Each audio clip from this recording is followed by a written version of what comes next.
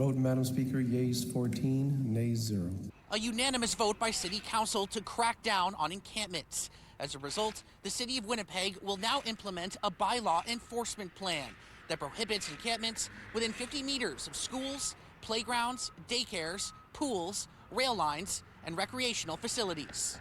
The bylaw enforcement will also prohibit encampments within 30 meters of transit shelters, bridges, and docks, while prioritizing enforcement on all other city properties and spaces from an hour after sunrise to an hour before sunset. I believe this is, as I said at the outset when we released this, that this is striking a balanced approach to make sure that we recognize sometimes people, maybe sheltering in a tent overnight, but we're not going to allow tents to be set up anywhere and everywhere in the city.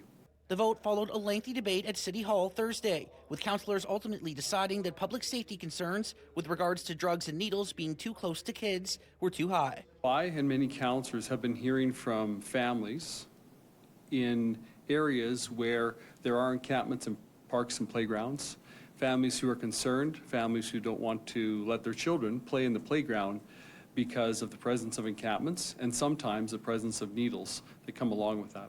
By starting to pass bylaws that disrupt people living how they are, we're not meeting people where they're at.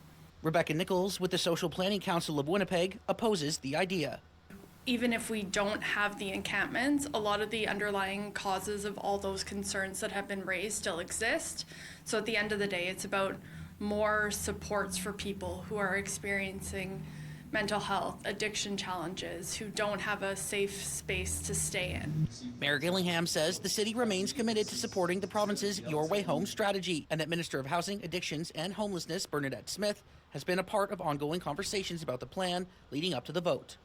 This motion on encampments, it's not a long-term solution for the homelessness challenge we have. The long-term solution is housing with wraparound supports, including addiction treatment. And so that remains the main goal, the main focus. The bylaw enforcement will come into effect November 17th.